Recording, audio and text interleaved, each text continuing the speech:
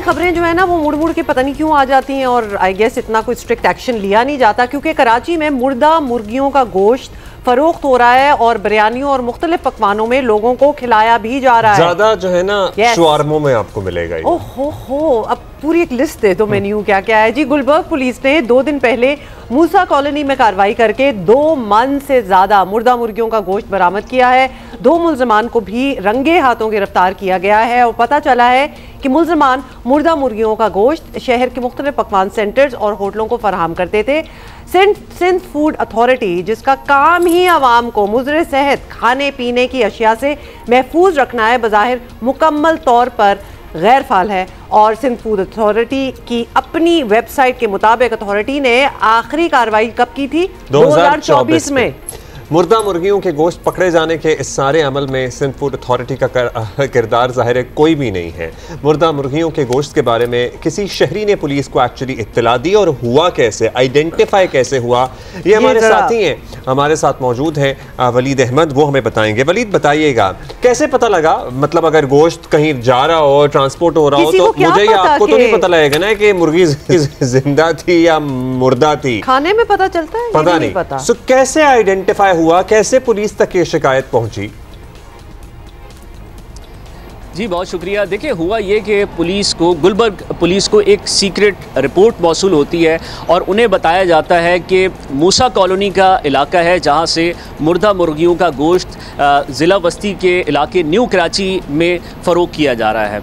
असल में मूसा कॉलोनी में एक मार्केट है जहां पर जो मुर्गियों का कचरा होता है वो पहुंचता है कराची के मुख्तलिफ़ इलाकों से और फिर उससे फीड बनती है मुर्गी की। तो हुआ ये कि जब पुलिस को ये इत्तला मौसूल हुई तो पुलिस ने वहाँ की जो यूनियन है उनसे रब्ता किया और उनको बताया कि भाई हमें ये ख़बर मिली है कि आपके यहाँ से मुर्दा मुर्गियों का गोश्त कराची के मुख्तलिफ़ इलाकों में सप्लाई हो रहा है। वो बिरयानी की दुकानों पर भी जा रहा है, वो मुख्तलिफ़ रेस्टोरेंट्स पर जा रहा है, वो शवरमा शॉप्स पर भी जा रहा है, उससे जिंगर और बर्गर भी बन रहे हैं, उससे चिकन टिक्का भी बन रहा है। तो फिर इसी यूनियन ने मदद की पुलिस की और फिर 2 लोगों को गिरफ़्तार किया गया। जब पुलिस ने इन 2 लोगों को, अनवर को और कमाल को गिरफ़्तार कर लिया तो फूड अथॉरिटी से रब्ता किया गया और उनको बताया गया कि हमने खुफिया इत्तला पर 2 लोगों को गिरफ्तार किया है। इस गोदाम से मरी हुई मुर्गियां भी हमने पकड़ी हैं और रंगे हाथों मुल्ज़िमान को पकड़ा है। आप आइए, क्योंकि ये हमारा दायरा इख्तियार नहीं है, आप आइए, आप कार्रवाई कीजिए। इनके खिलाफ हमारे पास कन्वेंस नहीं है आने की। पुलिस ज़राए ने हमें ये बताया कि पहले तो उन्होंने कहा कि हम मीडिया के साथ आएंगे और उसके बाद फिर आकर इसको देखते हैं, लेकिन पुलिस के मुताबिक, पुलिस ज़राए के मुताबिक तकरीबन 8 घंटे बाद सिंध फूड अथॉरिटी का अमला वहाँ पर पहुँचा और पहुंचने के बाद उन्होंने एक नोटिस जारी कर दिया और नोटिस में ये कहा गया कि इस जगह को ठीक कर लीजिए, ये जो आपका मयार है मुर्गी का इसको ठीक कर लीजिए। उस नोटिस में भी कहीं ये नहीं लिखा, हालांकि तमाम शवाहिद मौजूद थे कि ये मुर्दा मुर्गियाँ हैं, लेकिन इसके बावजूद नहीं लिखा। लेकिन पुलिस बजट थी कि मामला इंसानी सेहत का है और पुलिस ने फिर दफ़ा 259 और 273 के तहत जी वलीद, जिसका काम है सिंध फूड अथॉरिटी, बड़े नाइस लोग हैं, वो ज़्यादा सख्ती नहीं करते, मतलब सख्ती नहीं करते, बहुत ही नाइसनेस में फिर वो बैठ जाएं। लेकिन उनकी आखिरी कार्रवाई जो उनकी वेबसाइट पे है वो 2024 की है।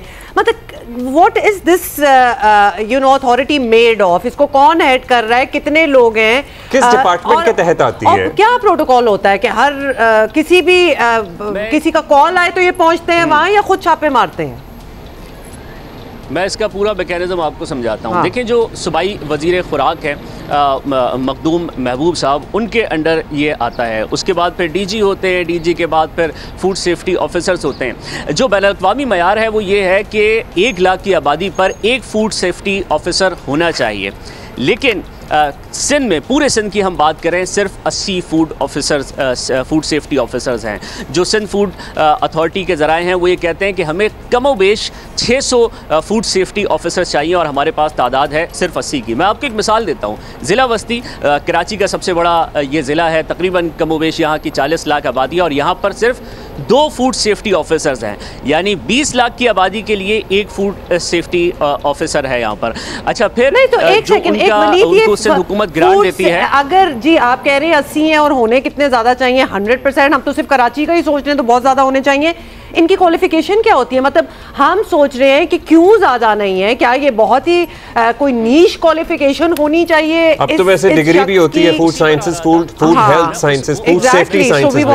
फूड डिपार्टमेंट बना हुआ है, कराची यूनिवर्सिटी का फूड डिपार्टमेंट है वहीं पर। अच्छा, ये भी बहुत अहम बात है कि जो कराची यूनिवर्सिटी में लेबॉर्ट्री बनी हुई है वहीं पर सारे टेस्ट भी होते हैं। सिंध फूड अथॉरिटी का ये बताना है कि ये हमारे ही ताउन से बनी है, हमने ही इसको इस्टेब्लिश किया है, हमारे ही यहाँ पर लोग होते हैं। खैर, जो आपने सवाल किया हुमा वो बहुत अहम है कि क्या वजह है कि क्यों ऑफिसर्स, फूड सेफ्टी ऑफिसर ज़्यादा नहीं है। सिंध फूड अथॉरिटी उसका जवाब ये देती है कि हमें तो सिंध हुकूमत की तरफ से सिर्फ 20 करोड़ रुपए की सालाना ग्रांट मिलती है और उसी में हमें पूरे सिंध को चलाना होता है। फिर जो हम जमा करते हैं, अपने फ़ंड जमा करते हैं, या फिर जो हमारे लाइसेंस की फ़ीस की मद में जो पैसे जमा होते हैं या जुर्माने की फ़ीस की मद में जो पैसे जमा होते हैं, वो भी इतने ज़्यादा नहीं है कि हम अपने जो रेगुलर एक्सपेंडिचर हैं वो पूरे कर पाएँ। सिंध फूड अथॉरिटी का ये कहना है कि हमारे खर्चे कम से कम 5 या 6 करोड़ रुपए के हैं। तो ये तो सिर्फ हमारे खर्चे भी इस रकम से पूरे नहीं होते और बड़ी मुश्किलों से तनख्वाहों की अदायगी होती है और ये सारा मामला होता है। लेकिन यहाँ पर 2-4 चीज़ों की निशानदेही ज़रूरी है। मैं आपको मैकेनिज़्म समझा रहा हूँ। जब आपने सवाल किया कि आखिरी खबर 2024 में आई थी, मैं ग्रुप देख रहा था SFA मीडिया का, तो उसमें कमोबेश 1.5 साल में सिर्फ 20 खबरें आई हैं। Can you imagine? आपने भी यकीनन राब्ता किया होगा सिंध फूड अथॉरिटी से, मुझे नहीं मालूम उन्होंने क्या जवाब दिया। हमने भी इस मामले पर जी हमने बिल्कुल बारहा राब्ता किया था, लेकिन आपका राब्ता हुआ हमसे तो नहीं हो पाया। मतलब हमने कोशिश की है कि वो अपने मौक़िफ़ दें आके। कल पूरे दिन मैं DG से, जो DG सिंध फूड अथॉरिटी हैं शहजाद फजल साहब, उनसे रब्ता करता रहा। 4-5 बार उनको कॉल की, व्हाट्सएप किया, मैसेज किया, लेकिन किसी तरह कोई जवाब नहीं आया। फिर जो मीडिया कोऑर्डिनेटर हैं, बड़ी मुश्किल से उनको भी काफ़ी देर बाद उनसे रब्ता हमारा हो पाया और उनसे मैंने कहा कि भाई हम इस पर बात करेंगे, आप अपना मौक़िफ़ दीजिए। तो उन्होंने कुछ बातें बताई और कुछ बातें फिर हमने मुख्तलिफ ज़राए से हासिल की। एक ये भी बात बहुत अहम है कि तकरीबन 1.5 साल में सिंध फूड अथॉरिटी के 4 DG तब्दील हो चुके हैं।